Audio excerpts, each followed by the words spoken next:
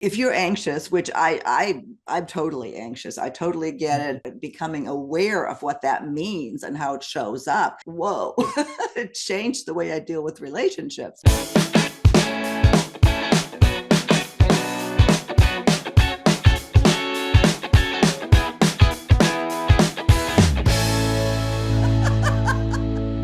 Thank you so much for joining us again on Second Act TV. So happy to welcome back Dr. Gary Salyer, the author of Safe to Love Again, How to Release the Pain of Past Relationships and Create the Love You Deserve. Gary, thanks for being here again. Always wonderful, Silky. Always wonderful. You're a great soul. Well, one of the things that you and I have talked about, well, in other segments, I'll link to them. We've talked about a lot of attachment style. You are an expert in attachment style. You have your own spin on attachment style, which you capture in this book, which I highly recommend. And just the importance of understanding that in order to create, the love you want. It's so important that you understand what your attachment style is so it doesn't self-sabotage or can actually push people away and you ruin a relationship. Give us just a brief overview here of what the attachment styles are. And then what I want to talk about today in particular is the anxious attachment. There's four attachment styles. There's secure. About 50% of people are secure. That means you're comfortable depending and being dependent on. You're able to emotionally attune and you expect emotional tune back. You're able to commit and get it back. You're comfortable with it. Now, for avoidance, they got very little attuned responses. They were left mostly on themselves. So depending on somebody else isn't what they want to do. They have a great fear of depending. Better to do it by myself. Now, the anxious, which we're talking about, have just as many fears about being in a and being in a relationship, except theirs is a more pronounced. And their biggest fear is, if I am not micromanaging the crap out of this relationship, it is going to go away and it is never going to go away again. I'm going to make sure this thing stays and stays put right here. Well, and in doing so, you're driving everybody away. Yes, and that managing is the hallmark of attachment, as well as that fear of and that gnawing anxiety that just forces you to say after 10 minutes, did you get this text? Do you still love me? In the literature, starting with the book Attached by Amir Levine and Rachel Heller, there was a pronounced bias against the avoidance. Just leave them alone. They don't bid, let those people go by themselves. Whereas the anxious kind of got a pass. They got a little coddled. These people got criticized. And the advice was, if you're anxious, avoid the avoiders and pair up with the secure, because the secure, the theory was once they start responding to you, then you'll calm down and you'll become secure.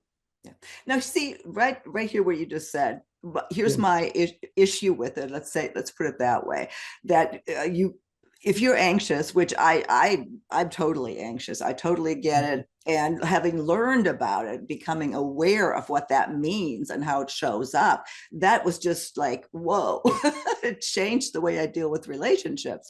But being told that to team up with somebody who's secure, that means like that they're supposed to fix me now.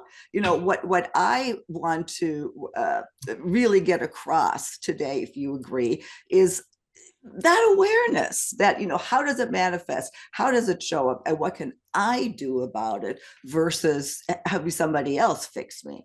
Exactly. You still see it in a ton of love coaches. More is said negatively about the avoidance than the anxious, but it's deadly. Now, knowing it and then repairing it is the key. They did that study after Attach came out, and somebody said, is that really true? Is it really true that the anxious will be pulled up by the secure onto the pedestal of secure attachment? And what they found out was 68% of the time, the anxious pull the secure off their pedestal. It's and the secure becomes situationally anxious because there's just too many bids out of that anxiousness. I can still remember one couple in which she said to me, and they were dating, they were just starting, they were, maybe 6 months into dating, and they wanted to work some things out. And she said, I think he's avoidant. I said, what tells you? It says, well, he only responds to half my text messages. Okay. And the other time I'm left hanging and it's just terrible. Well, when we have a session with them together, the next one I ask him about, he says, yeah, she texts me 60 times a day and I responded 30. And he showed me 60 texts and 30 responses.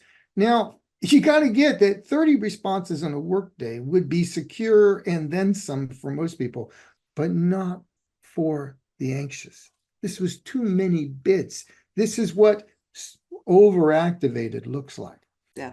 Well, and to clarify, maybe put it in words that really got to me when you and I talked about it, is that constant need to be reassured, because you always think, and this is what you told me, that you fear that love is going to go away. That either happened in your childhood or in relationships in your early years, in your 20s, if people cheated on you and all that kind of stuff.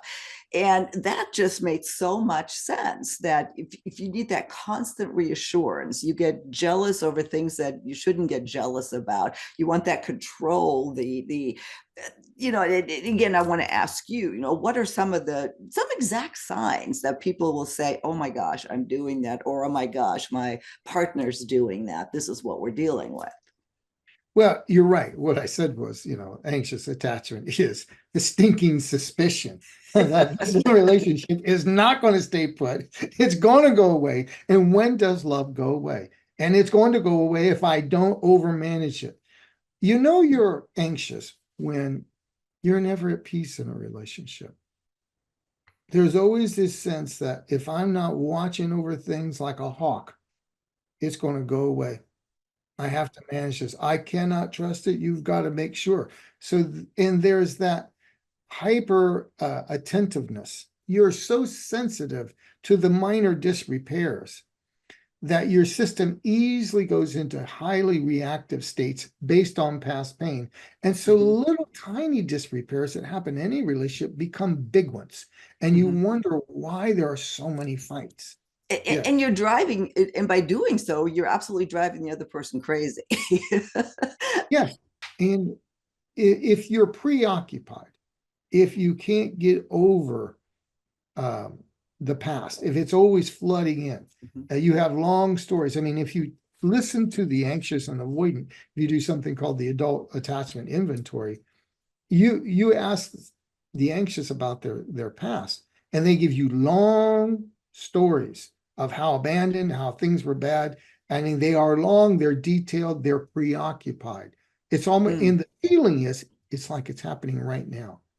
So another clue is when you're talking about your past, check in with your bodies. Does it feel like it was yesterday that it happened?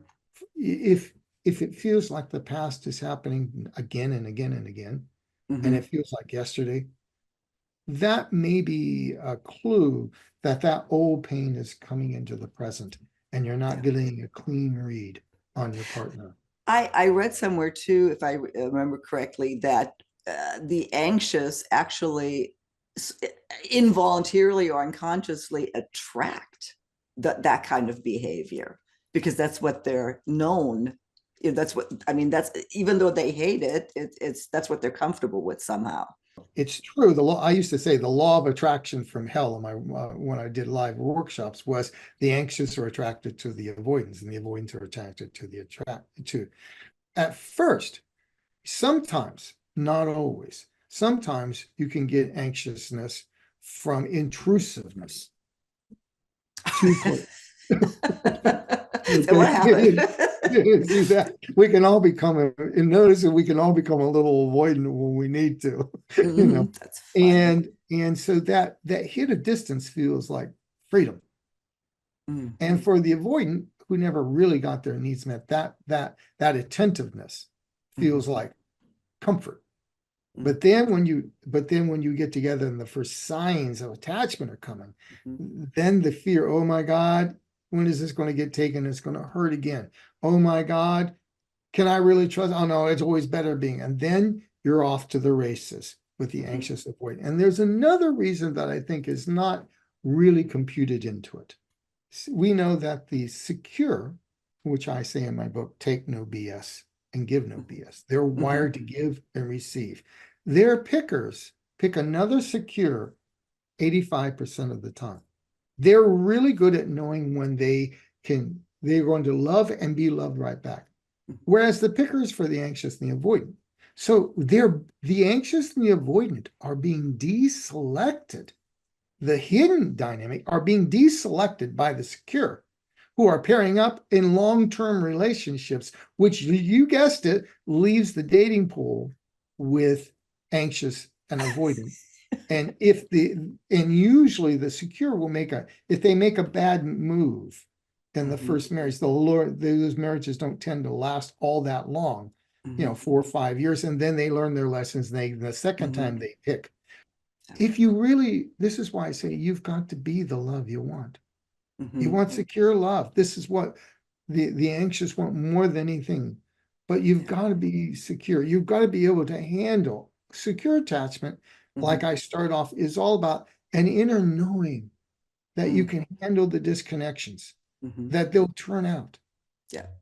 And if that feeling of trust isn't bone deep, you'll be going through life like this. Oh no, oh no, Yep. he's an hour late. She's an hour. Oh no, she didn't text me back. And Yep. and then by the time that preoccupied state inside of you, that 4-year-old who got abandoned starts getting control of your relationship, the next thing that's up to bat is drama that begins to drive it away. Yeah, so when you're talking to somebody who now knows that they're anxious, that, oh my gosh, I feel like I can totally identify with that. I mean, the number one thing is awareness, as we just talked Mhm. about. Once you know what it is, you can consciously deal with it. What would you say to like a secure person who is dealing with an anxious is, what can they do other than totally cater to them? I mean, it seems like a big chore that's being put on their shoulders. You're right. And the long-term longevity statistics for that are not very good. The secure know at some level they deserve better. The anxious must solve it. It's an inside job. And you have to bring them in. You Mm-hmm. have to bring them in to do the work. The secure deserve more than a set of anxious responses that Right. eventually become all about them. No one feels loved in that scenario. And it's doing the deep work because if you truly love this person, Mm-hmm. they deserve calm. Right. Calmness is everything to love being present. I have one other question as we're starting to get to the end here, but one of the other big pieces of advice is that for an anxious person to hook up, to find a secure person. Well, when you're dating and you first meet someone, how is that even possible? How do you determine if somebody is secure? There are certainly clues, and not will you know exactly on the first date. I think that's a little bit much, Mm-hmm. unless someone is constantly talking about themselves. They can't listen, make it all about them. They don't, if somebody has on the third or fourth date asked you out for sushi and you said you were allergic to sushi on the first or second date, and this is the third or fourth time, they're not tracking you. They're not attentive. That would not be secure because the secure are good at meeting needs. Just look at how your needs are being attentive to. Are they emotionally intended to? And whatever else the request was, are they able to step into your mind? This heart of soul of secure attachment is I can step in and get a feel for your emotional state. Mm-hmm. Dan Siegel calls it mind sight, Mm-hmm. but it's mind feel, I would say. You can, Mm-hmm. you can feel into each other. And Yeah. so if that emotional presence isn't there, you're tracking the flow of feelings that are congruent and attuned. And as I would say in the book, you are feeling welcomed and worthy and cherished and empowered, and you are Mm-hmm. likewise giving it.